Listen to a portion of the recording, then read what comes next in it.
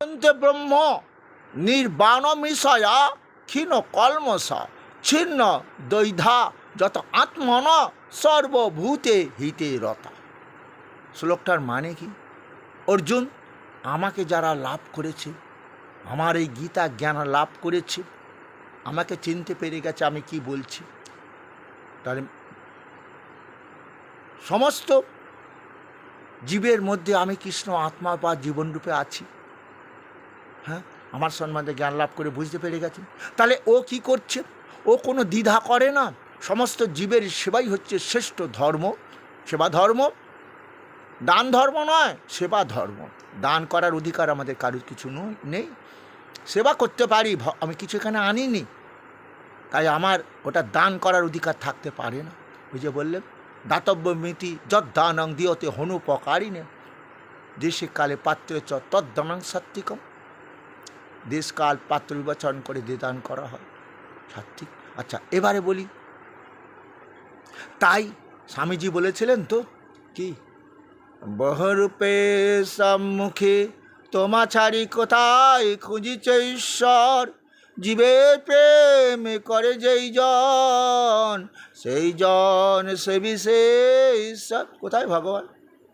আরে ভগবান মন্দিরে নেই গো, সমস্ত জীব কোলেই তো ভগবান রয়েছে। সমস্ত জীবের হৃদয় আত্মা বা জীবনরূপ। ওগো, জীবের সেবাই শ্রেষ্ঠ ধর্ম। তাই পণ্ডিত ব্যক্তি অর্জুন, তারা জীবের সেবাইকে শ্রেষ্ঠ ধর্ম বলে মেনে নিয়েছে। আরে এই জন্যেই তো বাবা এক মুঠো অন্য কাউকে সেবা দেয়নি, মা দেয়নি। মা বাবা মারা যাওয়ার পরই তো ছেলে কি করে, এইসব আত্মীয় স্বজনকে নিমন্ত্রণ এনে খাওয়াচ্ছে। কেন? তোমরা একটু খাও, তোমাদের মধ্যেও তো কৃষ্ণ আছে। আমার বাবা তো কাউকে খাওয়াইনি এইরকম। বাবা পেতলোকে রয়েছে, মা পেতনি হয়েছে, নরক যন্ত্রণা ভোগ করছে গো। তাই তো আমি ছেলে কি করব, বাবা মার পাপ মুক্ত করার জন্য এই জমি জায়গা বন্ধক দিয়েও যাতে বাবা মা স্বর্গে যেতে পারে, এই আত্মীয় স্বজন চারিদিকে দেখছো না, নিমন্ত্রণ করে এনেছি। গীতা পাঠক এনেছি, বাঁকে বেদ পাঠক এসেছে, ব্রাহ্মণ। হ্যাঁ, আবার কলিযুগের মহামন্ত্র হরিনাম, যেটা না শুনলে কোনো দিন গতি হয় না। তাই তো, গতি হয় না তো। ওই যে ভগবান বললেন না, হরের নাম হরের নাম হরের নাম কৈবলম কলৌ নাস্তে বা গতির অনাথা। হে কলির জীবে যত কিছু যজ্ঞ করো, হরিনাম যজ্ঞ ছাড়া এ দেহ দিয়ে সুখ পাবে না, মৃত্যুর পর পরম গতি হবে না। হ্যাঁ, বুঝতে পারোনি? ও কোন যজ্ঞ করছো? ওই যে আজ বুঝতে পেরেছো, মা জগদ্ধাত্রী পুজো তো। মায়ের কাছে কি চাইলে? রূপাং দেহি জয়ং দেহি যশা দেহি দিশার জহি দেহি সৌভাগ্য, দেহি সৌভাগ্য, আরোগ্যং দেহি দেহি পরম সুখম। বোঝা যাচ্ছে? দেহ দিয়ে সুখ পাবো, ধন দৌলত দাও। আরোগ্য মানে অনেক দিন যেন বেঁচে থাকি, রোগ হলে যেন তাড়াতাড়ি আরোগ্য মানে কি সুস্থ হয়ে যেতে পারি। মা বলছে, ওরে বোকা, এই সৌভাগ্য দেবো, বাড়ি গাড়ি, অনেক দিন ভোগ করতে পারবি না রে। কারণ শোন, ওই যে দেহি ন হস্মিন যথা দেহে কৌমারং যৌবনং জরা, আসবে জরাকাল, তখন আর ভোগ করার ক্ষমতা থাকবে তোর? ও বৌমা বল, হ্যাঁ তুমি আমার তরকারিতে নুন কেন কম দিয়েছ? আমি খেতে পাচ্ছি না, তরকারি রইল। বাবা, আপনার প্রেশারটা বেড়ে গেছে, ডাক্তারবাবু নুন খেতে বারণ করেছে। তা আমার একটা রসগোল্লা কি হবে না? বলে আপনার সুগারের লেভেল বেড়ে গেছে। বাবা, সেই জন্যই তো আপনাকে মিষ্টি খাওয়ানো হয় না। ওই যে আপনি তো মিছা বলছেন যে ওরা সবাই খাবে, আমাকে একটাও রসগোল্লা দিল না। আর আমাদের কি রোগ হয় জানো? এই বুড়ো বয়সে গিয়ে মেন্টাল ডিজিজ হয়। তারা বোঝে না আমার কোনটা ভালো কোনটা মন্দ। এক কথায় বলতে গেলে সাইকিয়াট্রিক পেশেন্ট, নিজের ভালো মন্দ বোধটাও তাদের থাকে না, উল্টো পাল্টা বক বক করে। আমরা সাইকিয়াট্রিক পেশেন্ট বলে বুড়োটার মাথা গেছে, যাক, তাহলে মার কাছে ওটা চেয়েও না আজ মার জগদ্ধাত্রী পুজো, মার কাছে চাও কি চাইবে? আর আমি যে কিছু চাহিনে, জননী বলে শুধু ডাকিব। ঠিক আছে, বড় আশা করে এসেছি গো কাছে, ডেকে লও ফেরায় না জননী। এটাই হচ্ছে সাত্বিক পূজা। কারণ মা নিজেই বলছে, কোনো ভক্ত যদি বলে মা খাও, মা তুমি পড়ো, আমার সেবা গ্রহণ করো মা, ওই যে কান্নাক মোল্লা ভুল ত্রুটি মার্জনা করো।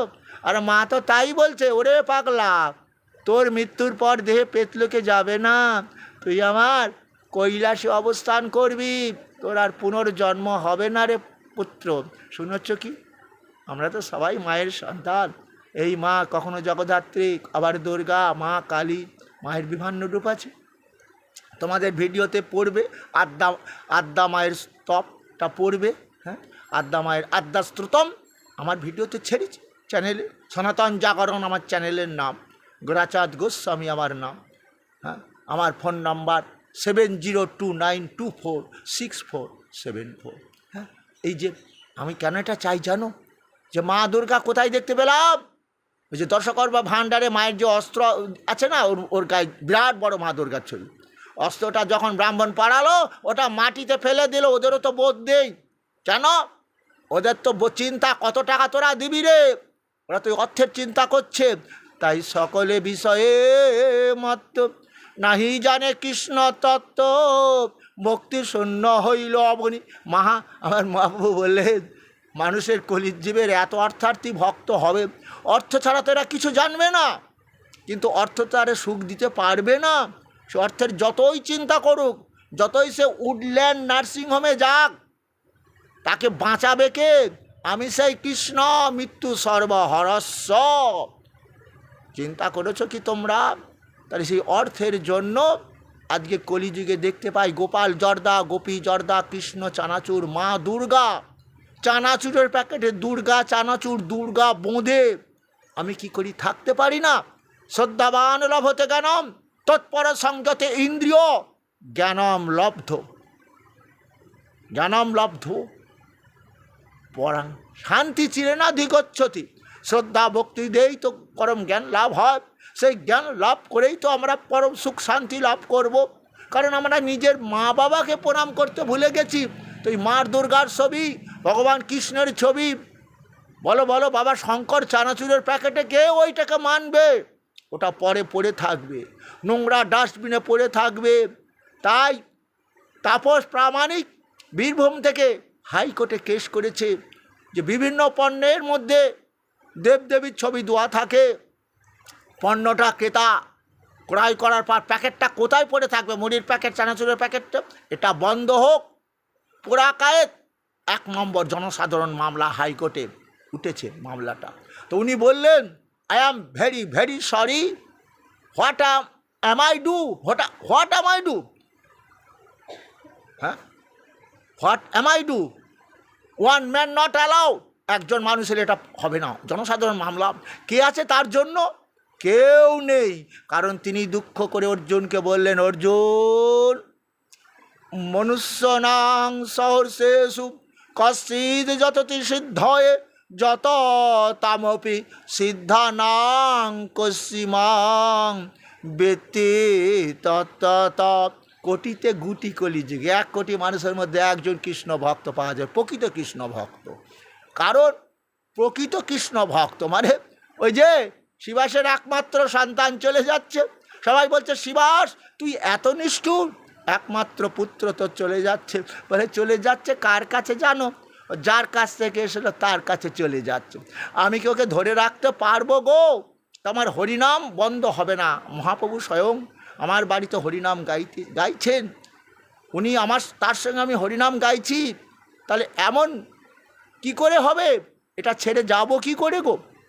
সবাই দুষছে শিবাসকে। শিবাস তখন বলেছিল, যদি আমার সন্তানের পরম মঙ্গল চাও, মৃত ব্যক্তির আত্মার শান্তির জন্য, যে বলো বলো হরি হরি বল, সবাই মিলে বলো না? তাই সবাই মিলে বলো হরি বল। ও যে হরির কাছে আমার চলে যাচ্ছে, ওর হরি যেন পরম মঙ্গল করুন, ওর সমস্ত পাপ খণ্ডন করে এই যে অকাল মৃত্যুটা হলো। পূর্বজন্মে কোনো পাপ করেছিল তাই অকাল মৃত্যু দিয়েছে সেই ভগবান। হ্যাঁ, বুঝে পেরেছ?